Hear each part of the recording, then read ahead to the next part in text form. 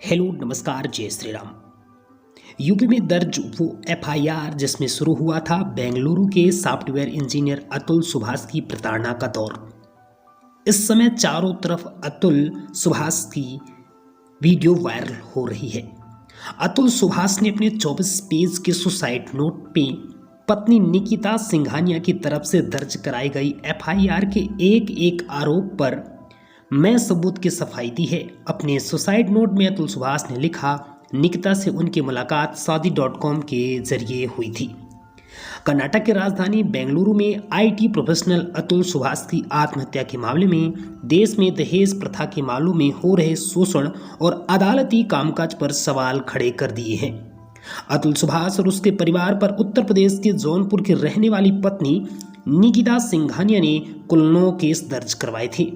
हालांकि इनमें से कई केस पत्नी ने यह कहकर वापस ले लिया कि उससे जानकारी नहीं है या वकील ने उसकी मर्जी के बिना केस फाइल किए थे। लेकिन जिस केस की प्रक्रिया आज विलंबित है वो क्या था और अतुल सुभाष पर क्या आरोप लगाए गए थे। अतुल सुभाष की पत्नी निकिता सिंघानिया ने जौनपुर कोतवाली में 24 अप्रैल 2022 को दहेज प्रथा अधिनियम में एफआईआर दर्ज करवाई थी। एफआईआर में पति अतुल सुभाष मोदी के साथ अतुल की मां अंजू देवी, पिता पवन मोदी और छोटे भाई विकास मोदी को भी नामजद किया गया। दर्ज कराई एफआईआर में आरोप लगाए गए कि 26 अप्रैल 2019 को अतुल और निकिता सिंघानिया की शादी वाराणसी के हिंदुस्तान इंटरनेशनल होटल से हुई थी। एफआईआर में आरोप लगाया गया कि शादी के बाद से ही अतुल सुभाष और उसका परिवार 10 लाख रुपए दहेज मांगने लगा था। पति शराब पीकर मारपीट करता था। पति पत्नी के रिश्तों में हैवानियत की जाती थी। नौकरी पेशा निकिता की सैलरी को पति अतुल सुभाष अपने अकाउंट में ट्रांसफर करवा लेता था। आरोपों में आगे था कि 16 अगस्त 2019 को सास और ससुर ने निकिता के जौनपुर में मायके जाकर 10 लाख रुपए मांगे, जिसके चलते अगले ही दिन 17 अगस्त 2019 को निकिता के पिता की मौत हो गई। लोगों के समझाने पर पति अतुल सुभाष पत्नी निकिता को बेंगलुरु लेकर आ गया। साथ में उसकी मां भी थी। 17 मई 2021 को अतुल ने सुबह निकिता और उसकी मां को मार पीट कर फ्लैट से बाहर निकाल दिया। पुलिस से शिकायत की गई।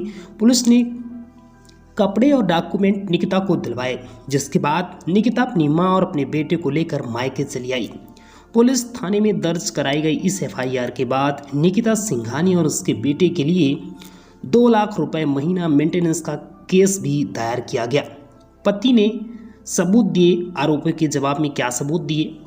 अतुल सुभाष ने अपने 24 पेज के सुसाइड नोट में पत्नी निकिता सिंघानिया की तरफ से दर्ज कराई गई एफआईआर के एक एक आरोप पर मैं सबूत के साथ सफाई दी है।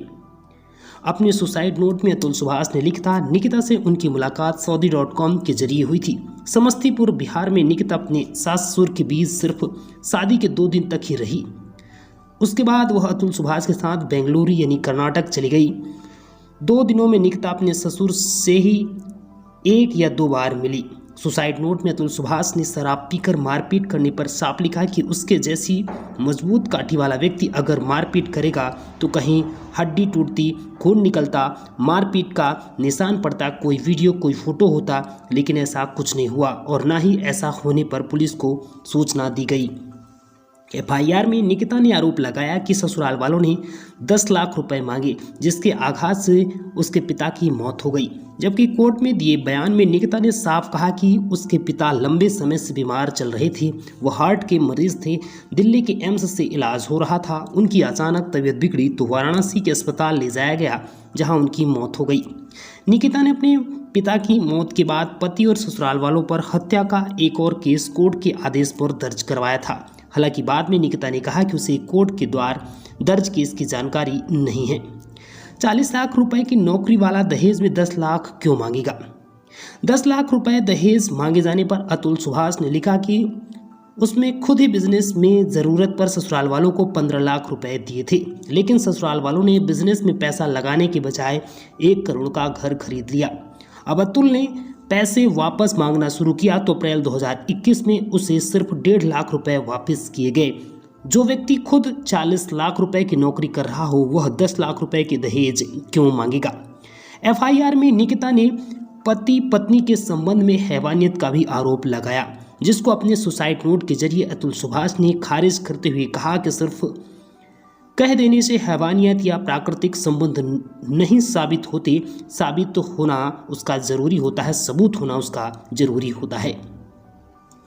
अपने 24 पेज के सुसाइड नोट में अतुल सुभाष ने प्रताड़ना का जिक्र करते हुए कहा कि दहेज प्रथा में एफआईआर दर्ज होने के बाद वह बेंगलुरु से, उसका छोटा भाई दिल्ली से और बूढ़े माँ बाप बिहार से लगभग 120 बार जौनपुर कोर्ट में पेशी पर गए। जिस व्यक्ति को साल भर में सिर्फ 23 छुट्टियां मिलती हों, वह निजी तौर पर 40 बार कोर्ट की पेशी पर पहुंचा। सुसाइड नोट के जरिए अतुल सुभाष ने सिर्फ अपने और परिवार के ऊपर दर्ज केस को लेकर सबूत के साथ दलील दी, बल्कि अदालत प्रक्रिया में कैसे प्रताड़ना होती है उसका भी जिक्र किया। आपको वीडियो कैसी लगी कमेंट बॉक्स अपनी राय जरूर दीजिएगा। Thanks for watching this video. जय श्री राम।